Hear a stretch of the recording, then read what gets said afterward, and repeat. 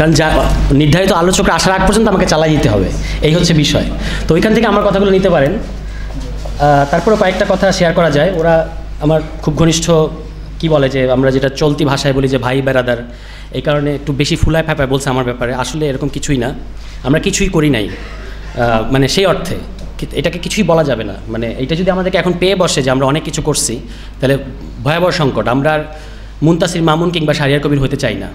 এটা কেন বললাম বিশেষভাবে, যে আমার একটু সময় আছে যেহেতু, আর অন্য আলোচকদেরও তো আমার কথা একটু শুনতে হবে।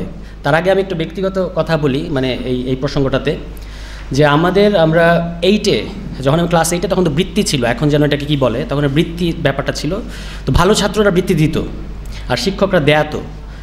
আর তো আমরা বৃত্তি পেয়েছি, এবং গাজীপুর জেলায় আল্লাহ রহমতে আমার ভাই উনি সেকেন্ড হয়েছিলেন, আমি ফার্স্ট হয়েছিলাম। জেনারেল গ্রেডে আমি ফার্স্ট, আমার ভাই ট্যালেন্ট পুলে সেকেন্ড। সো এটা একটা বুঝতেই পারছেন যে দুই ভাই, এভাবে কথাটা ছড়িয়ে গেল এলাকার মধ্যে, আমাদেরকে সংবর্ধনা দিল স্কুলে। তো আমার বাবা হচ্ছেন, যেহেতু উনি মেধাবী শিক্ষার্থীর বাবা, তাকে ওই সংবর্ধনায় কথা বলতে দিয়েছে। তখন বিএনপির রেজিম, আমার পরিষ্কার মনে আছে, এটা হলো আপনার 2005 সালে আমি 8-এ পড়ি, মানে ওই বৃত্তির পরে। তো এটা 2005 সালে, তখন বিএনপির রেজিম একেবারে শেষের দিকে। আর আপনারা জানেন যে বিএনপি ওই রেজিমটা কীভাবে চালিয়েছে, মানে তরুণরা অনেকটা হয়তো মনে নাই, আপনাদের তুলনায় আমার একটু বেশি মনে আছে, তার কারণ আমি তখন থেকে রাজনীতি সচেতন। জনকণ্ঠ পত্রিকা পড়তাম, জনকণ্ঠ তখন খুব ভালো একটা পত্রিকা ছিল আর কি।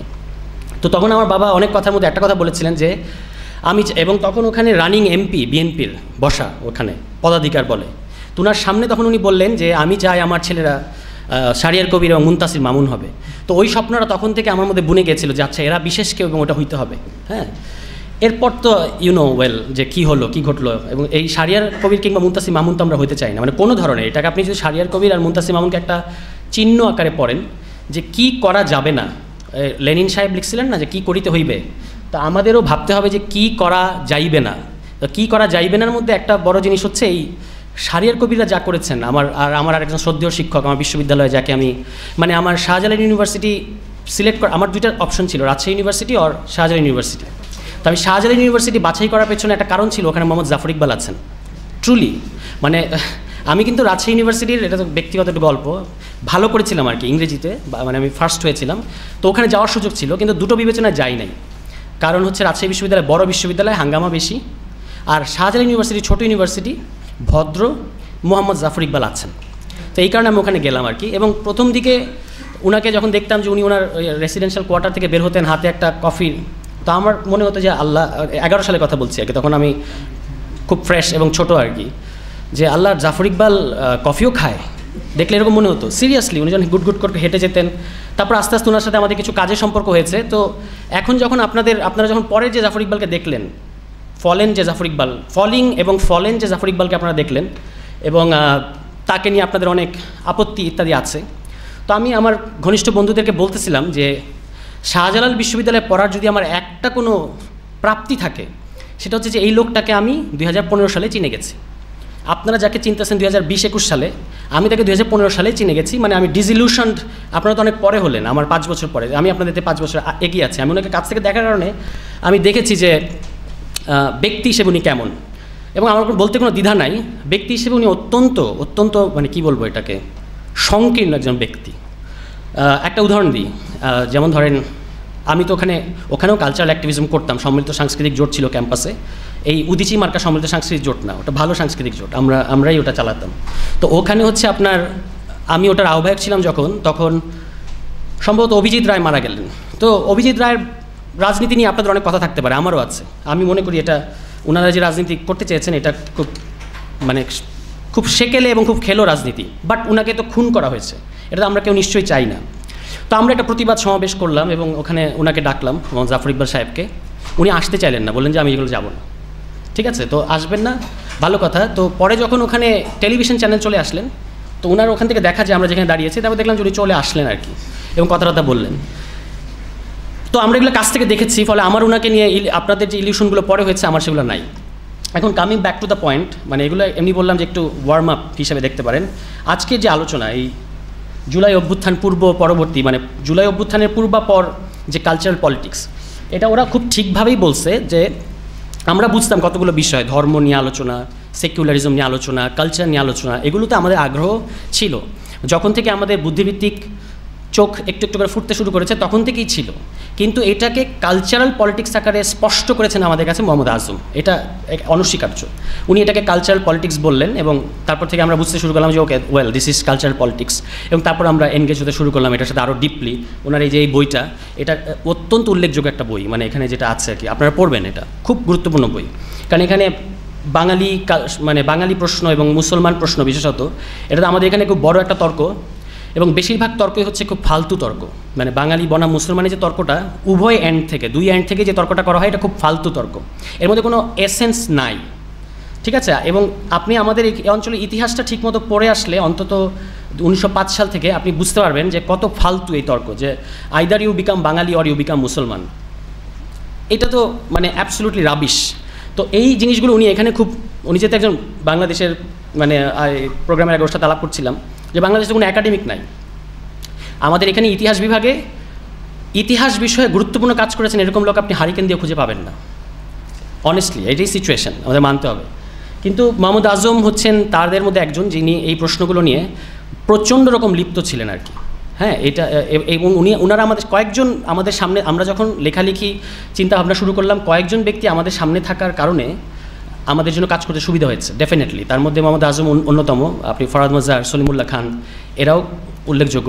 যদিও এদের সবার সাথে আমাদের কিছু পার্থক্য আছে, থাকবেই। আপনি যদি আমার লেখাগুলো পড়েন, আমি দেখবেন ওখানে মোহাম্মদ আজমের সমালোচনাও আমরা করেছি। মানে অফকোর্স এটা হচ্ছে বোঝাপড়ার যে সমালোচনা, সেটা থাকতেই হয়। আমার বইয়ের মধ্যে এটা পরিষ্কার লিখিত সমালোচনা আমার আছে, ইভেন এই বইয়েরও সমালোচনা আছে। বাট হ্যাভিং সেড দ্যাট, এটা একটা অত্যন্ত গুরুত্বপূর্ণ বই, এ ব্যাপারে কোনো সন্দেহ নাই।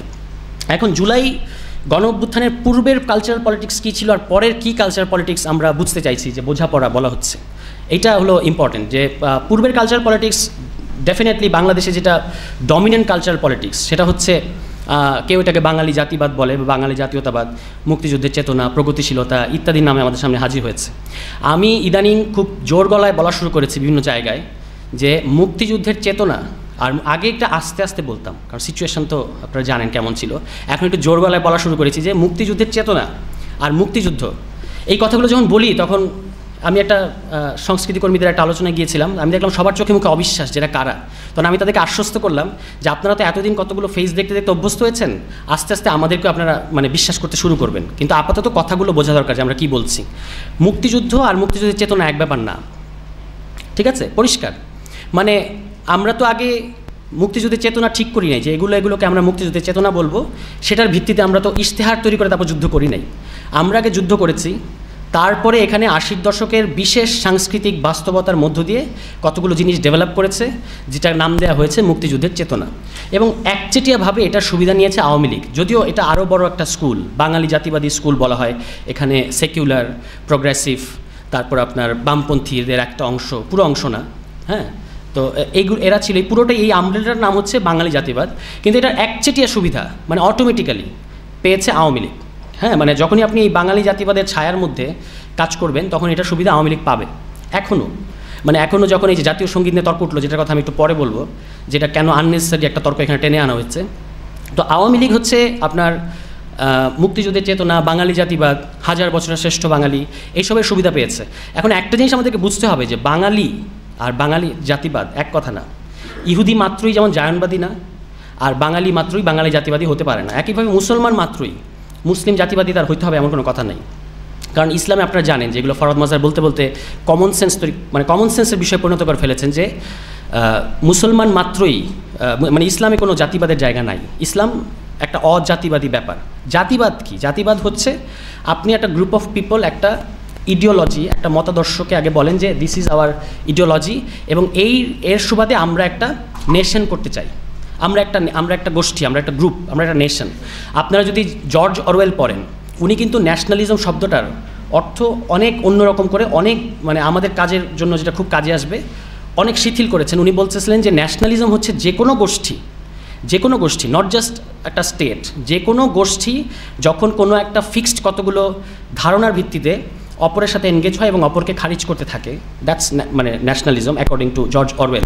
জর্জ অরওয়েল তো আপনারা জানেন যে বিখ্যাত, আমাদের এখানে ওনার 1984 এটা বিখ্যাত বই হবাই পড়েছে, কিন্তু তার কিছু প্রবন্ধ আছে, সেগুলো খুব গুরুত্বপূর্ণ, মানে প্রবন্ধগুলো পড়তে পারেন। সেখান থেকে আমি বললাম যে অন ন্যাশনালিজম সম্ভবত ওখানে আছে। তো এই যে একটা বিশেষ গোষ্ঠী আপনি জাতিবাদ হিসেবে নিজেদেরকে আমরা বাঙালি জাতিবাদী, আরেক দল লোক বললো যে এটার প্রতিক্রিয়া আমরা মুসলিম জাতিবাদী। যখনই আপনি এটা করেন তখনই আসলে কিছু আদার তৈরি হয়, অপর তৈরি হয়, মানে যারাদেরকে আমরা আমাদের এই জাতিবাদের ছায়ার মধ্যে, জাতিবাদের যে কোর্ট আমরা কাটলাম তার বাইরে আমরা ফেলতে চাই, অপর করে তুলি আর কি, ঠিক আছে। এবং মনে রাখবেন যে অপর করে তোলা ছাড়া, কাউকে না কাউকে অপর করে তোলা ছাড়া, বাদ দেওয়া ছাড়া, এক্সক্লুড করা ছাড়া জাতিবাদ দাঁড়াতেই পারবে না। সে যদি বলে যে আমরা সবাই, তাহলে আর এটা জাতিবাদ দাঁড়াবে না। তাকে সবসময় দেখাইতে হবে যে ওরা আমরা না, আমরা হচ্ছে এই হলাম আমরা আর এরা হলো ওরা। এটা ছাড়া জাতিবাদ দাঁড়াতে পারবে না, সেটা মুসলিম জাতিবাদী হোক আর বাঙালি জাতিবাদী হোক। তো এই জাতিবাদ এখানে আছে আমাদের এখানে, যেটা বাঙালি জাতিবাদ হলো এখানকার ডমিনেন্ট জাতিবাদ, আর এটার প্রতিক্রিয়া আবার এখানে একটা মুসলিম জাতিবাদ দেখা যায়, হুইচ ইজ অলসো অ্যাবসার্ড। কিন্তু এটার নানা ধরনের এক্সপ্রেশন আমরা দেখতে পাই। এখন সেটা ওইরকম ডমিনেন্ট হতে পারে নাই, কিন্তু সেও এরকম একটা মানে জাতিবাদ হতে চায়। ইসলাম কিন্তু অন্য ব্যাপার, ইসলাম নিয়ে কথা হচ্ছে না। ইসলাম কালচার, ইসলাম ফিলসফি, ইসলাম রিলিজিয়ান, ইসলাম হিস্ট্রি সবই, কিন্তু জাতিবাদ একটা ডিফারেন্ট ব্যাপার। ওই যে বললাম যে, এবং ইসলামী মানে মুসলিম জাতিবাদও সেই জিনিস যেটা হচ্ছে ইসলামের ভেতরেই কতগুলো এক্সপ্রেশনকে সে বলবে যে এরা আমরা না, এটা সহি না। হ্যাঁ, আমরা একটা বিশেষ ধরনের ইসলামকে তারা প্রচার করতে চাইবে আর কি, সেটা আরবের হোক, যেখানকার জায়গায় হোক।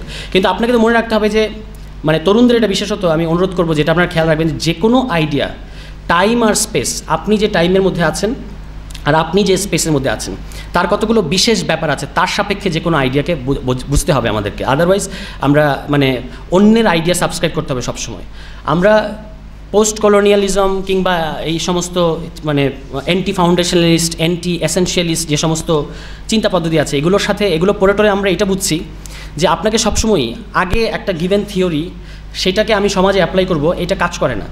এবং আমাদের এখানকার প্রগতিশীলতার প্রধান সমস্যা এটাই, যে তারা সিচুয়েটেড এথিক্স বলতে একটা ব্যাপার আছে, যে আপনি সবসময় একটা পরিস্থিতির মধ্যে আছেন এবং তার সাপেক্ষে আপনি একটা এথিক্স ডেভেলপ করার চেষ্টা করছেন। এটার প্রতি তাদের কোনো ইমান নাই, কোনো আস্থা নাই। তারা কতগুলো গিভেন জিনিস, যে ইউরোপ এটা করেছে সুতরাং আমি এটা করবো, আবার অন্য কারোর কাছে হচ্ছে কলকাতা এটা করেছে তাইলে আমি এটা করব, কারোর কাছে আরব এটা করেছে সুতরাং আমি এটা করব, এইভাবে তারা ব্যাপারগুলোকে দেখে। তো যখনই আপনি এগুলোকে এইভাবে দেখতে থাকেন তখন হচ্ছে আপনার নিজের সমাজ এবং নিজের সোসাইটি কিংবা কালচারের সাথে থেকে আপনি অনেক দূরে সরে যান। এবং এটা একটা কি বলে মানে তখন ওই যে ওরা কলোনিয়ালিজমের কথা বলছিল শোয়েবরা, যে তখনই একটা কলোনিয়াল সিচুয়েশন তৈরি হয়।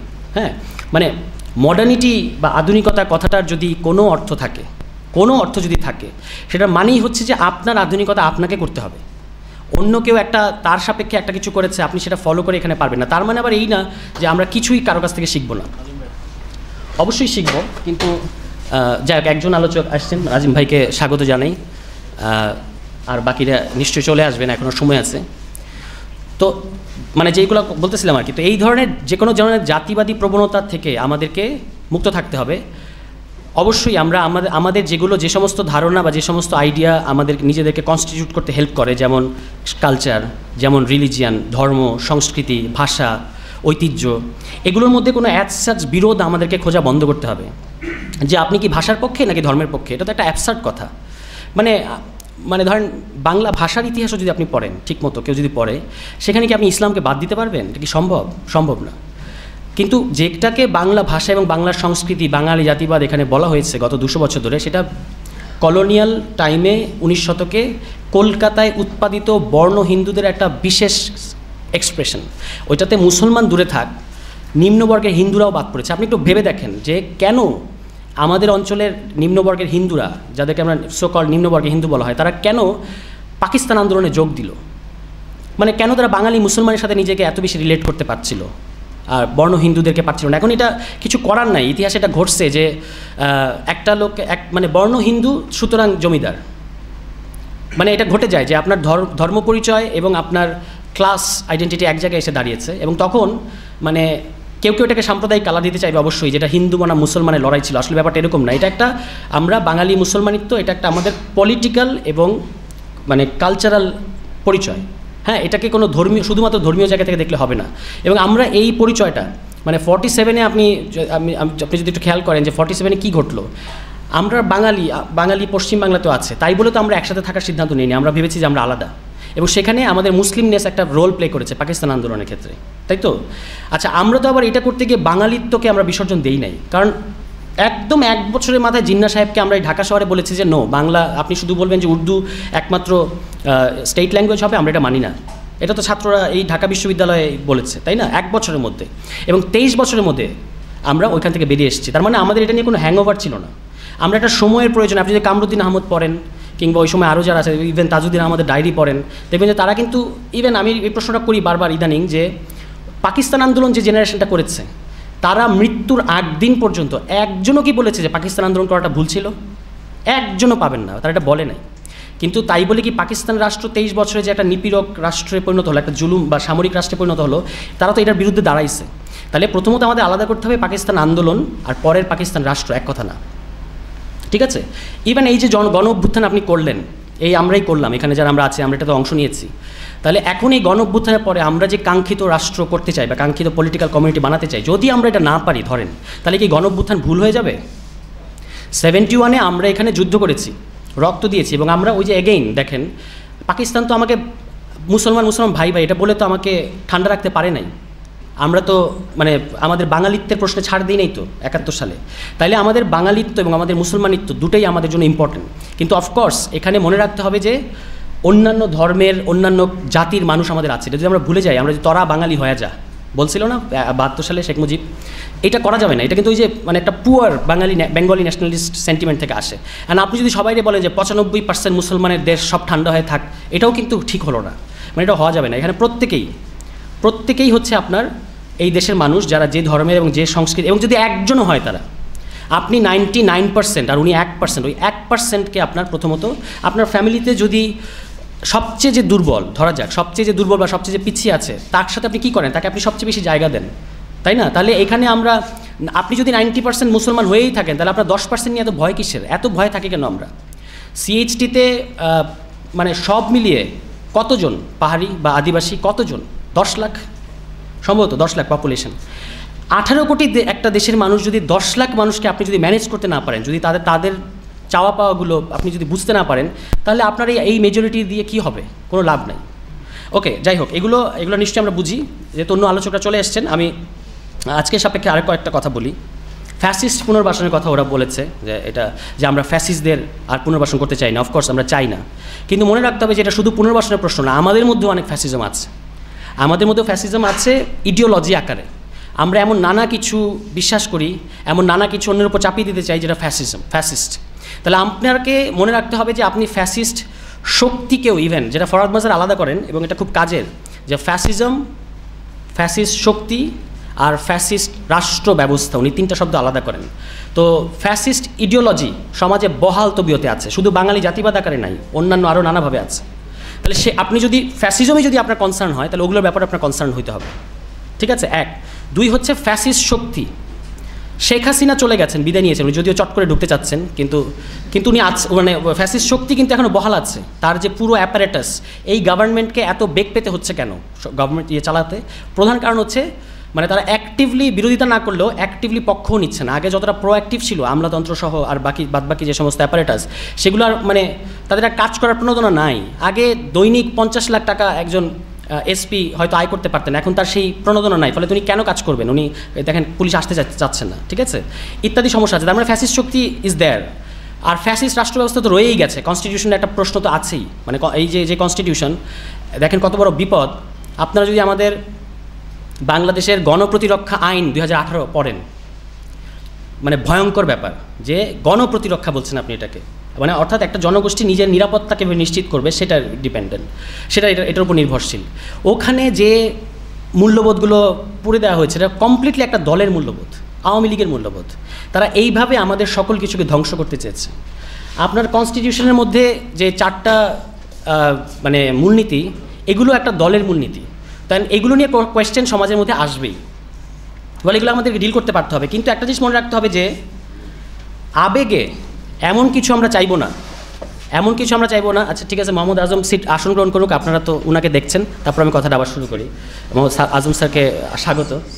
না, ইটস ওকে। যাই হোক, তো যেটা বলছিলাম যে আপনার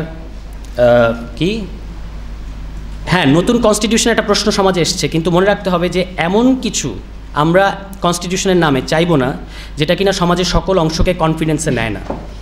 1, 2 নম্বর ব্যাপার হচ্ছে এমন কিছু আমরা চাইবো না যাতে বাইরের শক্তি বা ওয়েস্টের কাছে আমাদের এটাকে গ্রহণযোগ্য করা কঠিন হবে, যে এরা তো এরকম, অর্থাৎ কেউ এখন বলছে যে শরিয়া কনস্টিটিউশন চাই, কিংবা কেউ বলছে সমাজতান্ত্রিক কনস্টিটিউশন চাই। আপনাকে এগুলো চাওয়ার আগে একটু আবেগ দেখানোর আগে বুঝতে হবে যে এটা প্র্যাকটিক্যাল কিনা এই মুহূর্তে, এবং এটার পেছনে আমরা পুরো জনগোষ্ঠী আসতে পারবো কিনা, এগুলো মাথায় রেখে আমাদের কনস্টিটিউশনে দাবি তুলতে হবে। আপনি শরিয়া পছন্দ করতে পারেন, নো প্রবলেম, শরিয়া নিয়ে প্রচুর ভালো ভালো কথা আছে, অনেক ইম্পর্টেন্ট সব আর্গুমেন্ট আছে, সেগুলো আমিও ফলো করি, আপনারাও টুকটাক ফলো করতে পারেন। আপনারা ইউ ক্যান রিড ওয়াইল হাল্লাক সহ আরও অনেকে, ওই ওভামির আনজুম সহ, তুহিন, এগুলো আর ভালো জানে, এদেরকে আপনারা পড়তে পারেন। তো আপনি দেখবেন যে তারা শরিয়া নিয়ে অনেক ইন্টারেস্টিং কথাবার্তা বলছে। কিন্তু আপনি যদি এখন বলেন যে আমরা এখন শরিয়া রাষ্ট্র চাই, ঠিক আছে, এটা কিন্তু হচ্ছে না। আবার আপনি যদি এখন বলেন যে আমরা সমাজতান্ত্রিক রাষ্ট্র চাই, এটাও হচ্ছে না। আপনাকে একটা ডেমোক্রেটিক স্টেট ব্যাপারটা, আইডিয়াটাকে বুঝতে হবে খুব ভালো করে, যেখানে সকল ধরনের কালচারাল এক্সপ্রেশন, সকল ধরনের রিলিজিয়াস এক্সপ্রেশন মানে আস্থা পায়, এমন একটা ডেমোক্রেটিক স্টেট, এমন একটা ডেমোক্রেটিক পরিসর আমাদেরকে ভাবতে হবে। এটা গেল। আর লাস্ট কথা যেটা আমি বলবো সেটা হচ্ছে কাওয়ালি নিয়ে, কাওয়ালি এবং জাতীয় সঙ্গীত নিয়ে মন্তব্য করে আমি শেষ করব। আমরা কিন্তু কাওয়ালির পক্ষে, আমার ধারণা এখানে কাওয়ালি পছন্দ করেন এমন লোক পাওয়া খুব মুশকিল হবে। সবাই কাওয়ালি আমরা পছন্দ করি। কাওয়ালির নামে যেটা হচ্ছে এটা একটা আবার একটু ভেবে দেখেন। আবারও আমি আপনাদেরকে অনুরোধ করবো যে আমরা কি যেমন ধরেন মুক্তিযুদ্ধের চেতনা নিয়ে আমার একটা বক্তব্য আছে এরকম, যে ওখানে মুক্তিযুদ্ধ নাই, শুধু চেতনা আছে। বিজ্ঞান চেতনা দেখেন না, বিজ্ঞান নাই, শুধু চেতনা আছে। তা আমাদের এই কাওয়ালি যেন এরকম না হয় যে আমরা কাওয়ালি কম, কিন্তু আমরা হচ্ছে অন্য সকল ধরনের কালচারাল এক্সপ্রেশনকে আসলে ডিনাই করতে চাইছি, এটা যেন না হয়। আমরা বাংলার মানে গানের যে বিরাট সিলসিলা আছে এগুলোর প্রতি আমরা বিমুখ থেকে শুধু কাওয়ালি করলে হবে? আমরা তো আওয়ামী লীগ আমলে যখন কাওয়ালি নিয়ে প্রবলেম হলো, এবং সাদ্দাম সাহেব যিনি একজন বিশিষ্ট কবি ছিলেন, দেয়ালে তার তো অনেক কথা ছিল, তো উনি যখন কাওয়ালিতে হামলা চালালেন তখন তো আমরা পক্ষ নিয়েছি, পলিটিক্যাল কারণে এবং এথিক্যাল কারণে, দুই কারণেই। কিন্তু এখন কাওয়ালি ওকে ফাইন, কাওয়ালি চলছে, আরও কাওয়ালি চলবে, কিন্তু অন্যান্য জিনিসকেও তো জায়গা দিতে হবে। এই ইউনিভার্সিটিতে, এটা তো ইউনিভার্সিটি, একটা বৈশ্বিক আবহাওয়া এখানে থাকতে হবে, একটা সর্বজনীন আবহাওয়া থাকতে হবে, শুধু কাওয়ালি না। আমাদের এখানে ফকিরি ট্রেডিশন, আপনি কাওয়ালি করছেন, এদিকে মাজারে হামলা চলছে, আপনি এটার ব্যাপারে চুপ কেন? মাজার নিয়ে আপনার অবস্থান থাকতে পারে, মাজার আপনি পছন্দ করতে পারেন, অপছন্দও করতে পারেন, কিন্তু মাজারে হামলা করা তো একটা ক্রাইম, এক। আর দুই হচ্ছে যারা শেখ হাসিনা সহ শেখ হাসিনার যারা সভাসদ আছেন, তারা পুরো পৃথিবীতে প্রচার করার চেষ্টা করছে যে শেখ হাসিনাই ছিল একমাত্র ব্যক্তি যিনি বাংলাদেশকে ম্যানেজ করতে পারতেন। এরা দেখেন এখন মারামারি কাটাকাটি করবে। আপনি তো ওই জিনিসটাই তাকে প্রমাণ করতে হেল্প করতেছেন এই হামলা টামলা করার নামে। এবং শুধু হামলা না, হামলা তো যারা করে তাদেরকে ধরলাম যে আইনশৃঙ্খলা বাহিনী ধরবে, এগুলো নিয়ে ফেসবুকে কিছু লোক পক্ষে কথা বলে, হাউ নাইভ এবং হাউ ডেঞ্জারাস। তো এগুলোকে আমাদের মাথায় রাখতে হবে যে মানে আমরা, ঠিক আছে, আমাদের একটা রিলিজিয়াস সেন্টিমেন্ট আছে, আবার কারো কালচার কারো কাছে রিলিজিয়ান হয়ে গেছে, এগুলো নিয়ে তো আমরা সমালোচনা করি সবসময়। কিন্তু তাই বলে এমন কিছু আমরা করব না যেটা হচ্ছে যারা আমাদেরকে এই যে নতুন পরিস্থিতিটাকে যারা হচ্ছে দেখাতে চায় যে দেখো আগেই বলছিলাম। এবং আমি চিনি এরকম অনেককে, অন্তত 5-7 জন আমাকে বলতেছে 5 তারিখে কি তাহলে ভুল করলাম? Seriously you think about it. তার ক্রাইসিসটা বোঝার চেষ্টা করেন, তাহলে আমরা তার মধ্যে ইনসিকিউরিটি পুশ করেছি। না, আপনি কি বলবেন যে সে হচ্ছে আনসার লীগ, সে হচ্ছে রিক্সা লীগ, এরকম ট্যাগিং করে আমরা পারবো? এই ট্যাগিংয়ের বিরুদ্ধেই তো আমরা এতদিন কাজ করলাম, আবার তো ট্যাগিং করে হবে না। তাহলে কেন সে ইনসিকিউর ফিল করছে? আমাকেই দায় নিতে হবে যে সে ইনসিকিউর ফিল করছে, আমরা তার মানে এটার জন্য যথেষ্ট পরিমাণ কাজ করতে পারতেছি না। তো এখনকার আপনি যদি বলেন, আমার প্রস্তাব নতুন যে কালচারাল সিনারিও আমরা ভাবতে চাইছি যে কালচারাল পলিটিক্স হবে, সেটা একটা ডেমোক্রেটিক কালচারাল পলিটিক্স হতে হবে, যেখানে যখনই দেখবেন যে কেউ সেকুলার বনাম রিলিজিয়াস করতেছে, বুঝবেন red flag. Secular is religious and religious is secular, যেটা ওয়াল্টার বেঞ্জামিনের কথাটা আমি খুব পছন্দ করি। উনি বলছেন যে আমার কাজ হচ্ছে সেকুলারকে রিলিজিয়াসের দিকে ঠেলে দেওয়া আর রিলিজিয়াসকে সেকুলার দিকে ঠেলে দেওয়া। তো যারা হচ্ছে, আমি দেখি মাঝে মাঝে এরকম খুব মানে বিপ্লবী জোশে বলেন যে অমুক হচ্ছে সেকুলার প্রতিষ্ঠান বাংলাদেশকে ধ্বংস করেছে, মানে দে ইন্ডিকেট, ধরা যাক প্রথম আলো কিংবা ডেইলি স্টার। প্রথম আলো আর ডেইলি স্টারের সমালোচনা করতে করতে এটাকে মানডেন বানায় ফেলছি আমরা, আমরা সমালোচনা। কিন্তু প্রথম আলো বাংলাদেশকে ধ্বংস করেছে, এর পেছনে সে সেকুলার, এটা দায়ী, এটা কী যুক্তিতে বলেন? তা I want to ask them, মাদ্রাসা কেন সেকুলার প্রতিষ্ঠান না? আমাকে বুঝিয়ে বলেন। কারণ ওখানে ধর্ম পড়ায়, এই জন্য এটা সেকুলার প্রতিষ্ঠান না। So what is secular? What do you understand by secular? গেল। প্রথম আলো, ডেইলি স্টার সহ এই ধরনের যারা সেকুলারিজমের একটা গরিমার মধ্যে থাকে, তাদেরকে আমি জিজ্ঞেস করতে চাই এবং তাদেরকে আমি বলিও যে ভাই, আপনারা তো রিলিজিয়াস, বিকজ আপনার একটা ধর্মভাব আছে, আপনার একটা ইডিওলজি আছে, একটা ধর্মভাবের মধ্যে সে কিন্তু কাজ করে যে এই জিনিস যথাযথ ভাবগাম্ভীর্যের সাথে করতে হবে এবং এগুলোকে কখনো প্রশ্ন করা যাবে না। So that's religious and that's theology. So সেকুলারের মধ্যে যেমন রিলিজিয়াস থাকে, রিলিজিয়াসের মধ্যে সেকুলার থাকে। এই বাইনারি যারা করতে চাইবে, বুঝবেন ওটা রেড ফ্ল্যাগ। ধর্ম বনাম প্রগতি যারা করতে চাইবে, red flag. Science versus religion যারা করবে, তারা কিন্তু রেড ফ্ল্যাগ। করোনার সময় অরুন্ধতী রয় একটা মজার কথা বলেছিলেন যে এটা হচ্ছে এমন একটা সময় যখন সবচেয়ে বড় ধর্মবেত্তা বিজ্ঞানের দিকে তাকায় আছে যে বিজ্ঞান উইল সেভ আস, আর সবচেয়ে বড় বিজ্ঞানী আল্লাহর হাতে ছেড়ে দিছে। রিয়েলি ওরকমই পরিস্থিতি ছিল। তার মানে এই এই এই সেকুলার বনাম রিলিজিয়াস এই মারামারি, আমরা সেকুলার বনাম রিলিজিয়াস করে পারবো না। আমাদের মধ্যে আমরা at the same time we are secular, at the same time we are religious. আমাদের এই বাইফার্কেশনটা হওয়া উচিত, ফ্যাসিজম ভার্সাস পিপল। আমরা একটা পিপল, আমার একটা খুব প্রিয় মানুষকে আমি 5 তারিখের আগে এটা বলে আমি শেষ করবো যে 5 তারিখের আগে আমি একটা চিঠি লিখেছিলাম। ওখানে আমি এই যে যখন এরকম একটা স্টেট আপনার উপর একটা প্রায় জেনোসাইড বা প্রায় ম্যাসাকার চাপিয়ে দিচ্ছে, তখন আপনি যদি এই ডিলেমার মধ্যে থাকেন, আমি কি আমার পিপলকে সেভ করব নাকি আমি আমার স্টেটকে সেভ করব? আমি মনে করি যে এটা অ্যাবসার্ড। কারণ হচ্ছে ওই ধরনের পরিস্থিতিতে যে রাষ্ট্র আপনাকে খুন করছে তাকে বাঁচানোর চেষ্টা না করাই উচিত। লেট ইট ফল, এটা পড়ে যেতে দেন। কারণ আপনি যদি আপনার পিপলকে কনস্টিটিউট করতে পারেন বা পিপলকে সেভ করতে পারেন, হেফাজত করতে পারেন, আপনার যে জনগোষ্ঠী, তো আমি তাকে বলছিলাম যে আমাদের এই মুহূর্তে কাজ হচ্ছে আমাদের জনগণকে প্রোটেক্ট করা। আমরা যদি আমাদের জনগণকে প্রোটেক্ট করতে পারি এই মুহূর্তে, তাহলে এই জনগণ খুব দ্রুততম সময়ে একটা রাষ্ট্র বানায় ফেলবে, এটা কোনো ব্যাপার না। আবার যদি কোনো সমস্যা হয়, যখন জনগণের বিরুদ্ধে দাঁড়াবে রাষ্ট্র, আবার আমরা ওই রাষ্ট্রকে ফেলে দেবো, আবার আমরা রাষ্ট্র করব। মানুষ থাকলে তো রাষ্ট্র থাকবে, মানে এটা তো খুব বড় বিষয় না। কিন্তু এই যে ধর্মীয় স্থাপনা, মানে যে উন্নয়ন স্থাপনাগুলো ধ্বংস করে ফেলছে, কি আমরা তো জানি না কারা করছে। এটা তদন্ত করেন কারা করেছে। আর যদি মানুষও করে থাকে, জনগণও করে থাকে, তাহলে বুঝতে হবে ওই প্রতীকগুলোতে মেট্রো আমি প্রতিদিন চড়ি, কিন্তু 5 তারিখের আগে আমি যদি মেট্রোর উপর আমার ক্ষোভ হয়, তাহলে বুঝতে হবে এই ক্ষোভটা শেখ হাসিনার উপরে। আর মেট্রো এরকম 10টা মেট্রো আমরা বানাবো যদি আমরা টিকে থাকি। তাহলে কথাটা হচ্ছে যে এই ধরনের বাইনারি আপনারা খুব সতর্ক থাকবেন। যারা ধর্ম আমরা চর্চা করি, যাদের আমাদের একটা ধর্মীয় অনুভূতি আছে, ফাইন, কোনো অসুবিধা নেই, এখানে ধর্ম নিয়েই আমরা থাকবো। কিন্তু আবার যারা কালচারালকে ধর্ম বানায় ফেলতে চান, তাদেরও বুঝতে হবে যে কারোর ধর্ম মানে কিছু নো গো এরিয়া আছে, যে অযথা আমরা ওই ভীমরুলের চাকের মধ্যে ঢিল দিব না। এবং এই যে মানে একটা যাকে আপনার বাবাকে যদি কেউ গালি দেয়, আপনার কি ভালো লাগবে? তাহলে আপনি একটা কোটি কোটি মানুষ, পৃথিবীর কোটি কোটি মানুষ যাকে মানে শ্রদ্ধা করে ধর্মীয় জায়গা থেকে, আপনি তাকে গালি দিয়ে কী প্রমাণ করতে চান? এটা কী ধরনের বাকস্বাধীনতা? এটা তো শার্লি হেবডো মার্কা বাকস্বাধীনতা। এই বাকস্বাধীনতার পক্ষে আমরা নাই, ঠিক আছে? এটা বাকস্বাধীনতা না, ইভেন এটা হচ্ছে একটা রেসিজম। যাই হোক, লাস্ট কথা হচ্ছে জাতীয় সঙ্গীত। জাতীয় সঙ্গীত কি এখনকার ইস্যু?